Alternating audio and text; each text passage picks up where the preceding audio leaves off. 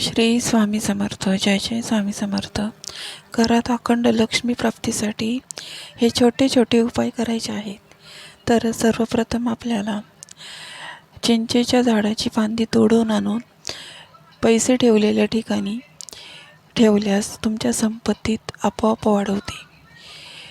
सोन्याचे जडवलेले 14 मुखी रुद्राक्ष घ्या. एका कागदात लाल फुले पसरवून त्यावर ठेवा.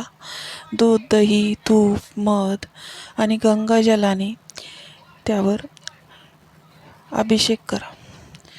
धूप दिव्याने पूजा केल्यानंतर धारण करा.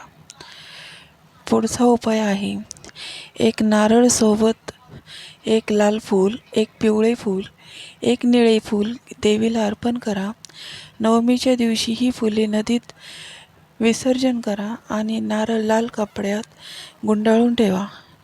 तुम्हाला अखंड लक्ष्मी मिळेल.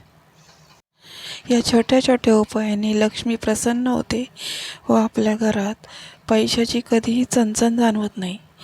पुढचा उपाय आपण पाहूयात. गुलाबाच्या फुलात कापुराचा तुकडा ठेवून संध्याकाळी फुलामध्ये कापूर जाळून टाका आणि ते फूल देवीला अर्पण करा. त्यामुळे तुम्हाला अचानक संपत्ती धनलाभ होऊ शकतो.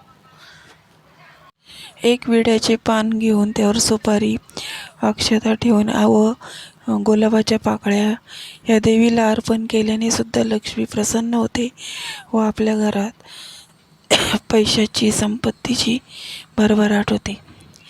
हे छोटे छोटे उपाय तुम्हाला नक्कीच उपयोगात येतील. मला आले तसे तुम्हालाही त्या स्वामींची कृपा व्हावी. श्री स्वामी समर्थ.